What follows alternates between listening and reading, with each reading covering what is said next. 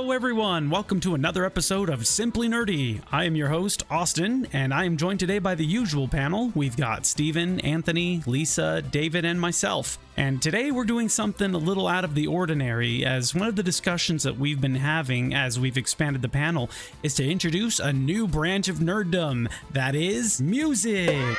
And today we're going to talk about some of the songs, albums, and artists that have had the biggest impact in our lives. So we'll go ahead and jump right in. Who would like to start? I want to start with something. Probably some of the first music I listened to a lot was actually video game soundtracks. For some reason we had like a decent library of video game music on our computer, my family computer. And so I just grew to love a lot of those songs. And, you know, we had Final Fantasy music. That I was always impressed by how it felt like it could tell a story just with music. So I give a shout out to Final Fantasy, and that stayed with me. It's been a big part of why I like video games is the music and how it can tell a story and add so much to the experience of playing a game.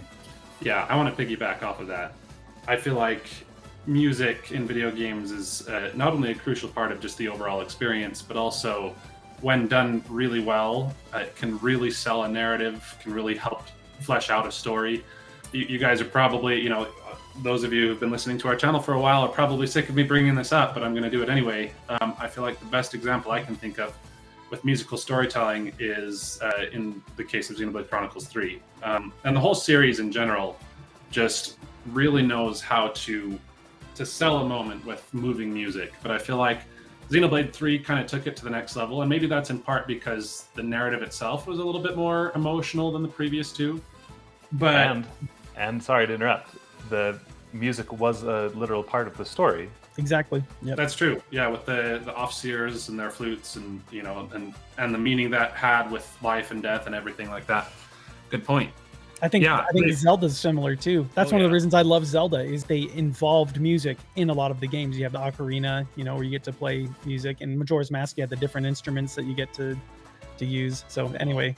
Yeah, no, I mean, these are all really excellent examples of how music can make or break a game. And honestly, you know, in the case of Xenoblade 3, for me, like, I go back and listen to the soundtrack over and over, and every time, you know, the music is so excellent that I can remember the scene exactly as it's happening, and I can relive it because it's just packed with that same emotion. It was such a good job. And yeah, Zelda, you know, and so many other games. Yeah, no, I think about it, and a lot of my favorite moments in gaming came from, you know, notable moments with music.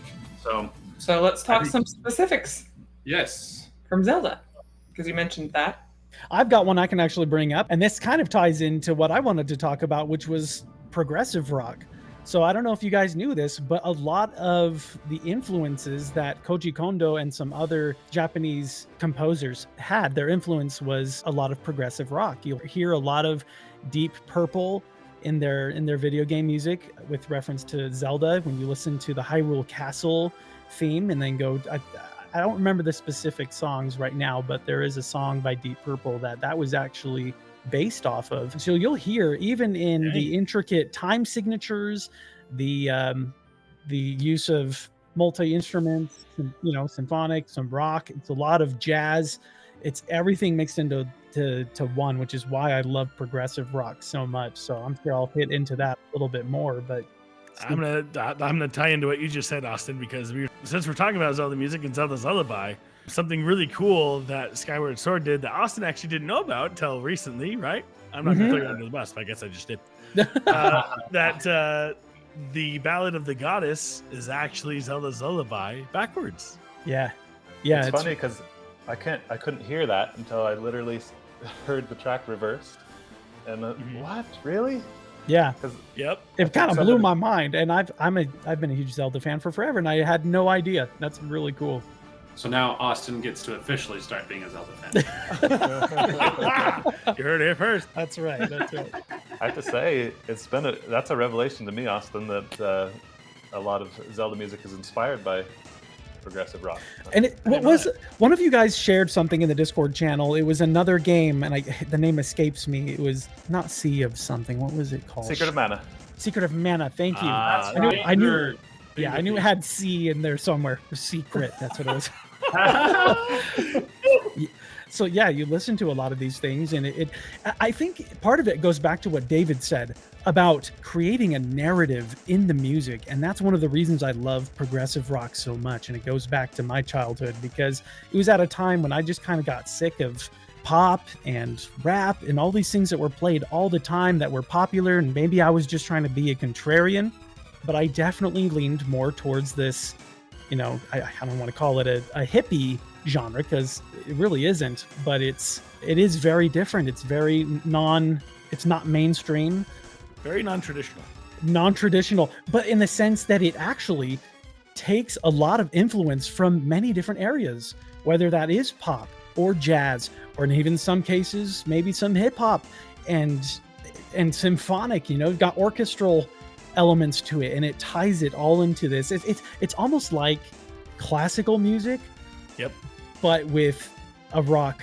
That's exactly what I was going to say, Austin. Yeah. It's classical music on rock. That's what it is. So, it's awesome. I took a lot of music theory back in high school, and I did a whole paper on one of my favorite bands called Spock's Beard. Very nerdy name. I think it's very appropriate. Yes, it is. So for those of you who are unaware, Spock actually had a beard in an alternate universe in one of the episodes of Star Trek, and that's where the name Spock's Beard kind of came from. The band members threw the idea on the end of a list as a joke. Anytime something weird happened around their family, they'd be like, oh, that's totally Spock's beard. It's just like so weird, like being in an alternate universe. And so they threw that on the end of this list as an idea, and they ran with it. Some of their music has this conceptual, it's a concept album. They're called rock operas that have a story in the music. And I love music that can present a story, or even if it's just a story that I generate. I listen to music, and if I can think of, a scene from a game or from a book that I'm reading, I'm usually like, oh, this would be really good music for that. Anthony and David, you guys have a song that you did that to me. You painted a song from Muse, and you told me a story that you made up for it. Was it you, David? And now I can never hear that song again and not have that story playing through my head the whole time. I was going to say, Muse is probably my overall favorite band. If I just think of the amount of music and how much of it is like all-time greats. I don't know, because there's a lot of bands where I can like a couple songs. Well, this is good, that's good.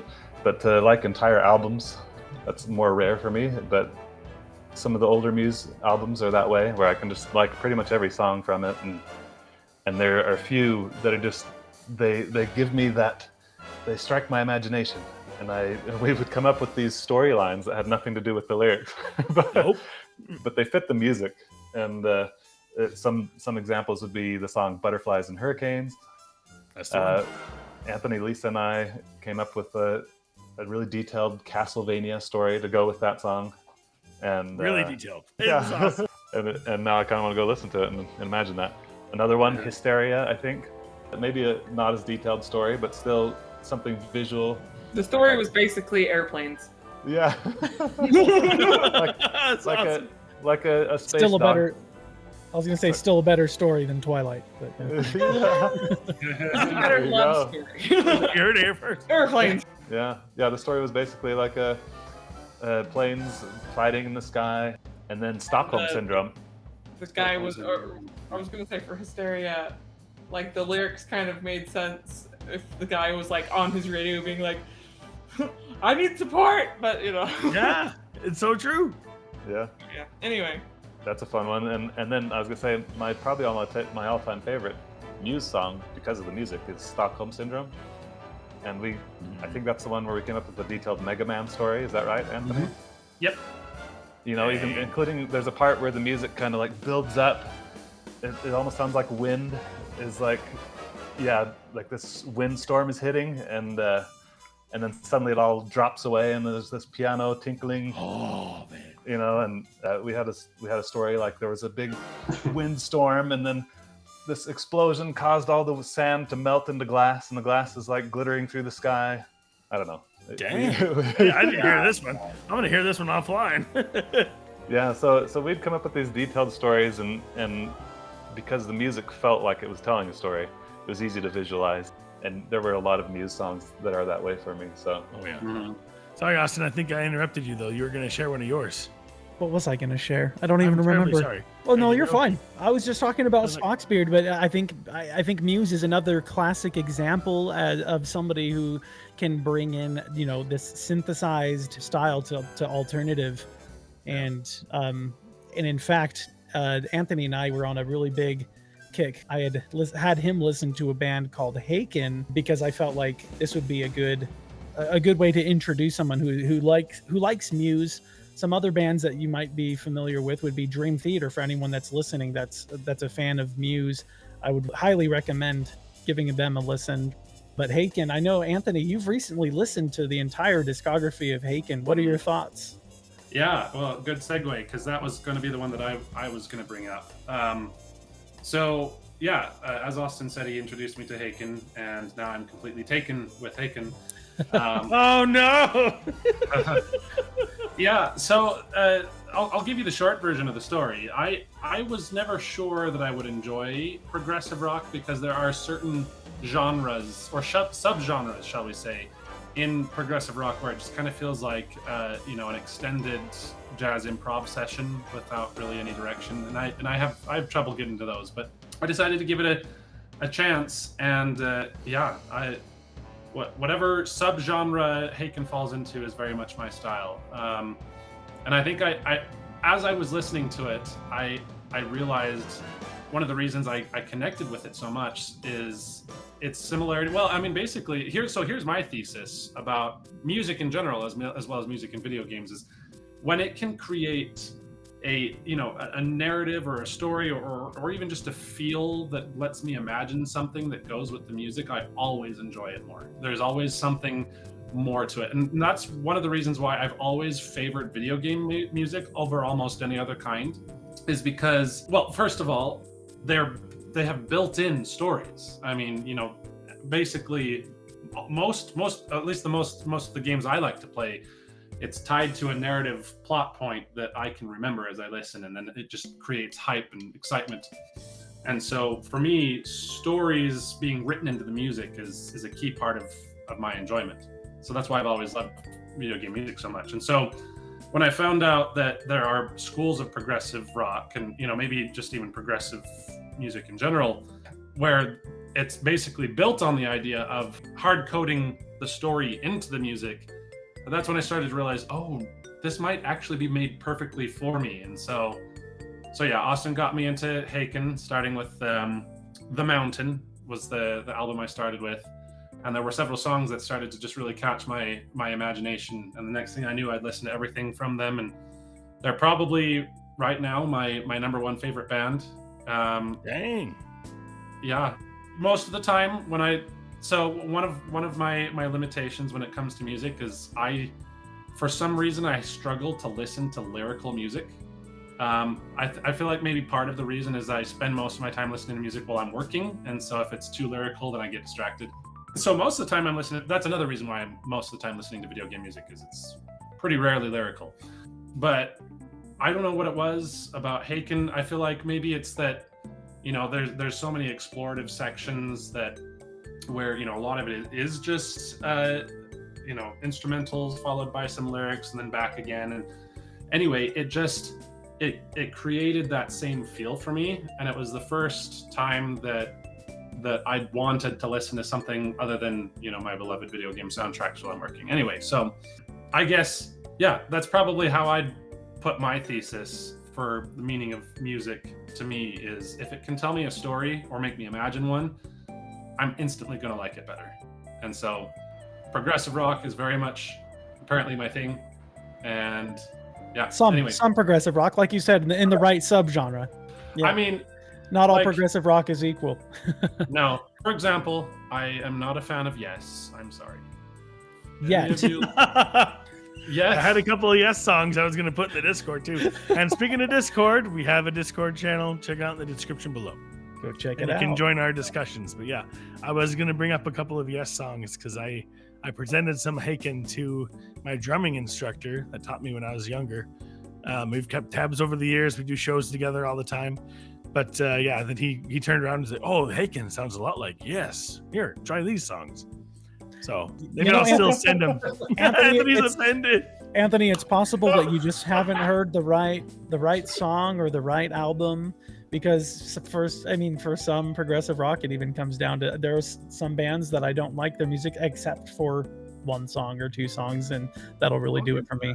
If it falls into that category of being too experimental with like tinkering and like it's like in a jazz improv session, it's not as enjoyable as some of the epics that are presented by bands like Dream Theater or Haken, that are a little more virtuosic in their guitar solos, but also bring themes and repeat these themes as if, you know, they're telling a story. And I think that's exactly the point. That's what I was going to say, is I think part of the reason why I struggle with that type of prog is because my brain likes to have a narrative to follow.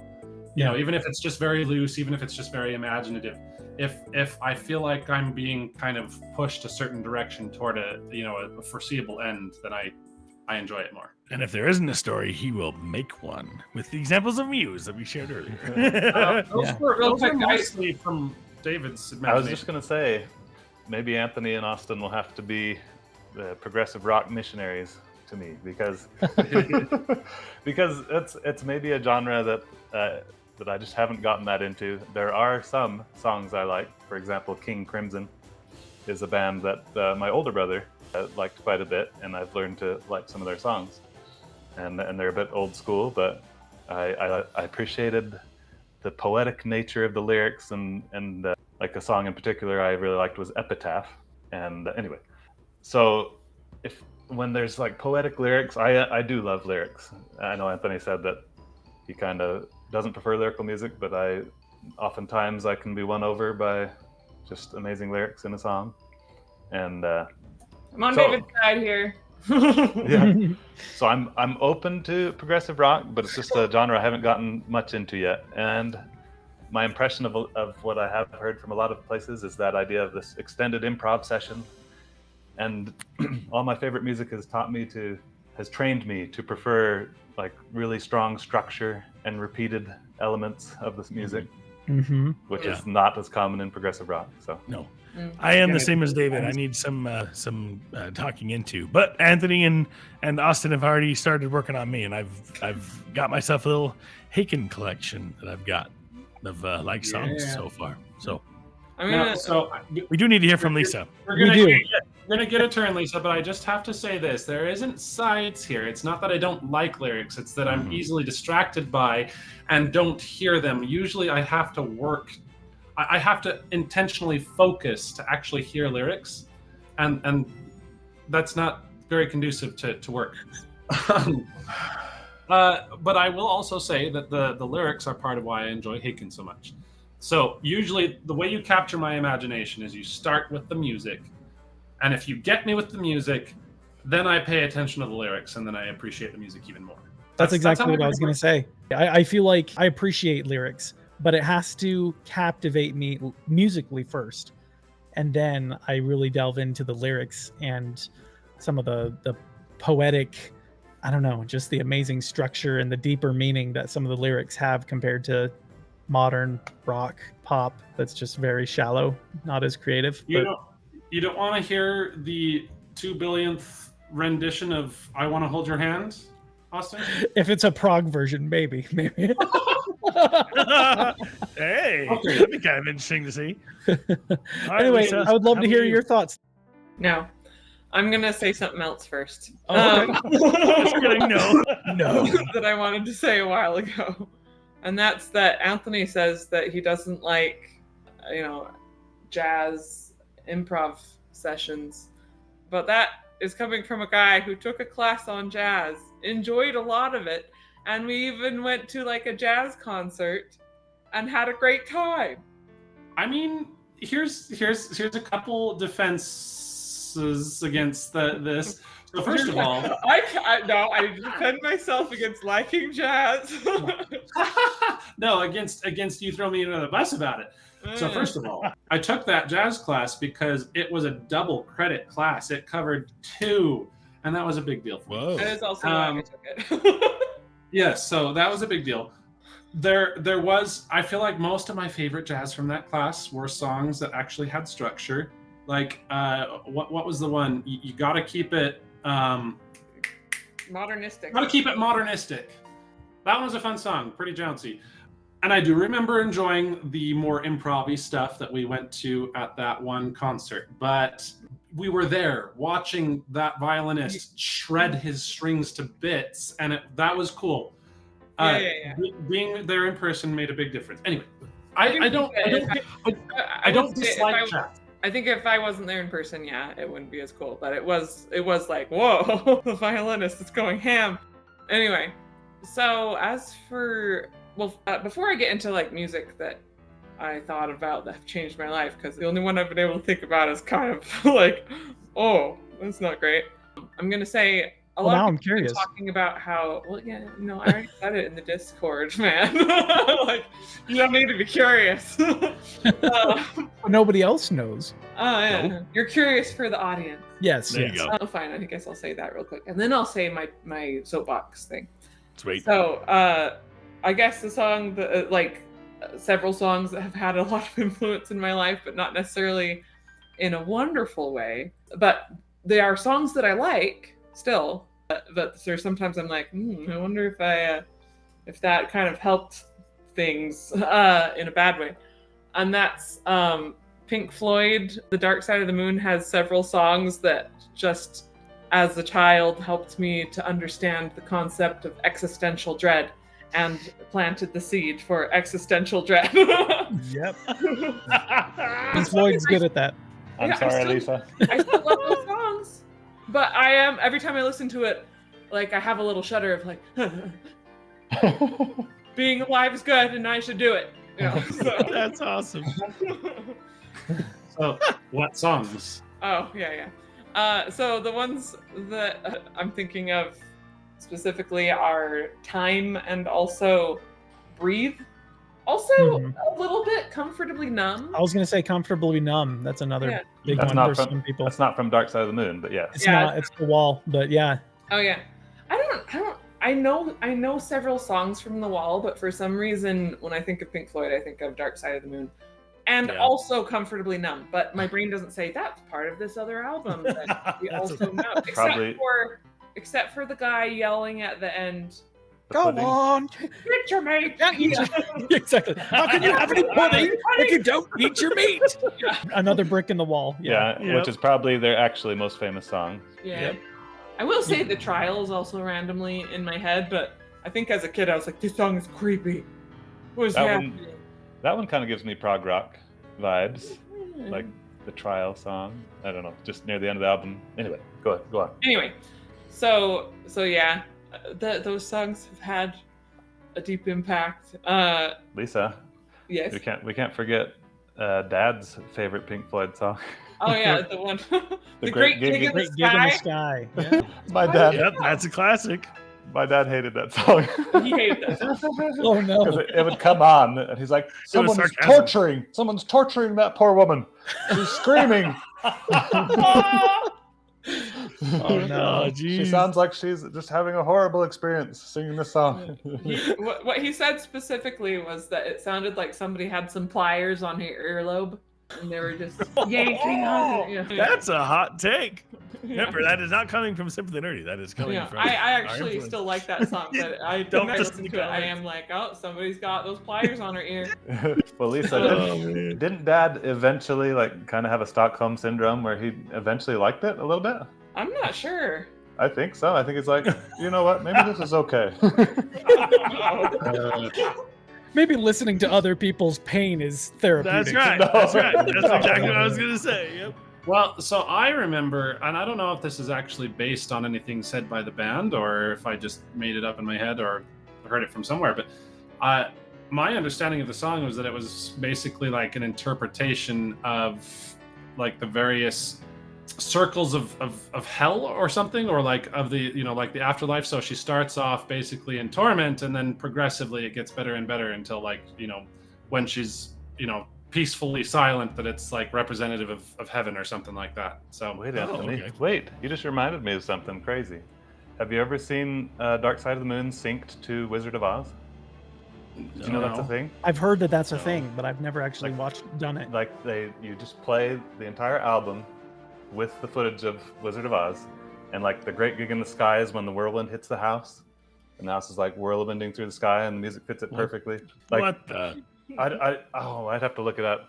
I remember hearing that. I remember seeing some of it, and like each song kind of matches what's happening. Like I think there's one song where they're talking about a lunatic in the grass or something like that, and it matches what's happening in Wizard of Oz. There's someone looking crazy in the grass. I don't know. What the heck?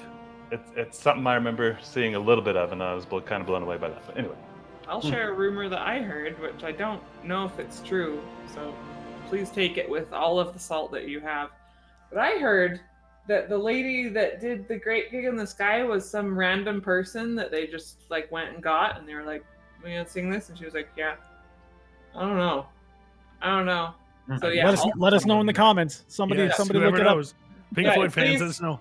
Please tell us if that's true or not. I could look it up, but I'm not gonna because I want you guys to. There you go. That's fair. So I kind of racked my brains for one that affected my life in a good way, and there's probably a better one, but the one I've thought of right now is the original soundtrack of Celeste. Oh yeah. I really love the Celeste soundtrack, and the way it really puts the emotions of the journey that Madeline is going through, and it just makes it feel really visceral. And it's to the point where like even the songs in the game that are supposed to be like indicative of like anxiety, I can like sit with those and be like, oh, I can be okay, even though like this song is like designed basically to make me stressed out. I can sit through it and then get into the next song, and I don't know. I just kind of almost like a form of catharsis or validation of sorts. Either that, or I'm just trying to do shock therapy. It's one of those two things. I don't know. So yeah, I love that soundtrack. They did a really good job. Yep.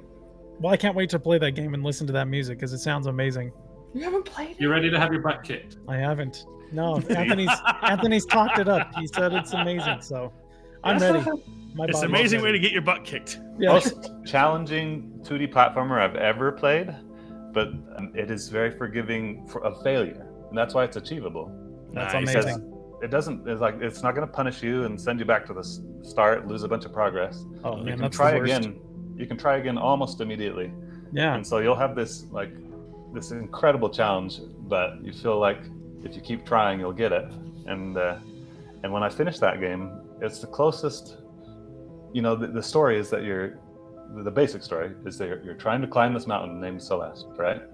There's a lot more to it than that, but that's kind of the elevator pitch, I guess. And when you reach the top, that's the closest I've come in a video game to matching the feeling of actually reaching the peak of a mountain. Wow. I made it. And That's cool.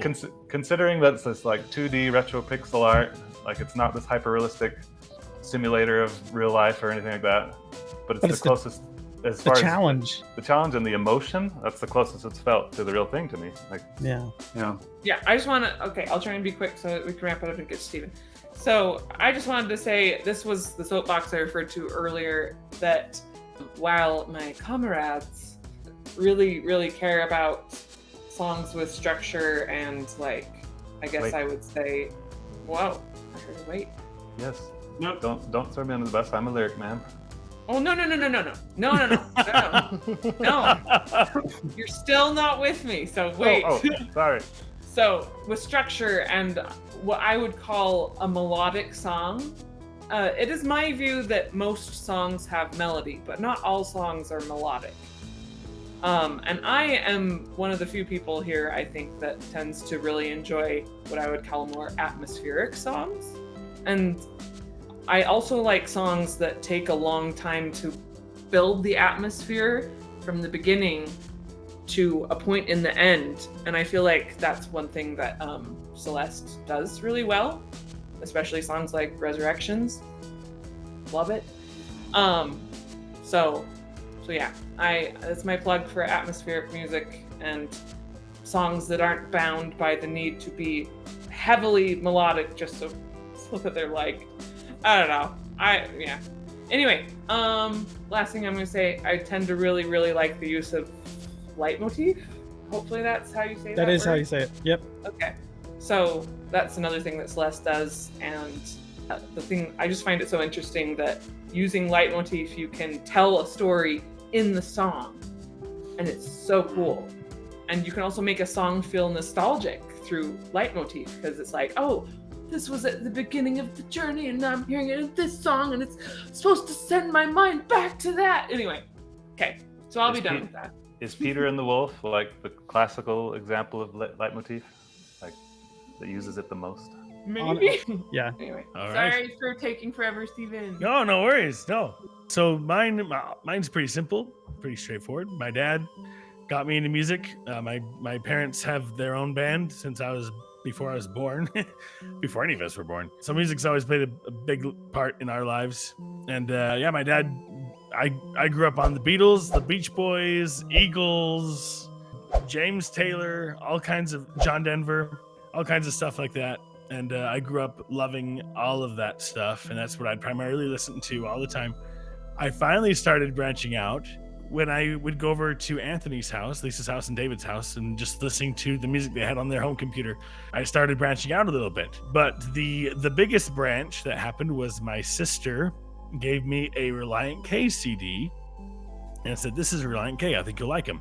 And before that point, I did not like a lot of music with electric guitar. I was all about the acoustic stuff, the softer music. But that introduced me to a harder form of music that I typically wasn't into. But it actually turns out that's my favorite genre right now. I love the punk rock scene, man. Punk rock is where it's at, and I know it's maybe it's not a genre of music, but Christian punk is awesome, and that's kind of where I put Relient K. Maybe they're more alternative, similar to Switchfoot, but so I got really heavy into Relient K, starting with the album, which is their most famous. But yeah, Relient K, Switchfoot, Owl City, and I just started branching out to all these different bands that I myself got into versus my dad. But I still listen to all that classic music. My favorite guitar player in the world is John Mayer. I don't know if any of you knew that, but I love to play his stuff on the guitar because it is some tricky stuff. And I swear that man makes up his own chords because the way he plays them are crazy. His fingers are all spread out. He's using his thumb. His whole hand is like crunched over all 6 strings. I'm like, how are you doing this? But he's amazing. And yeah, that is me. I'm also a big fan, Steve, of Relient K, Switchfoot, Anberlin.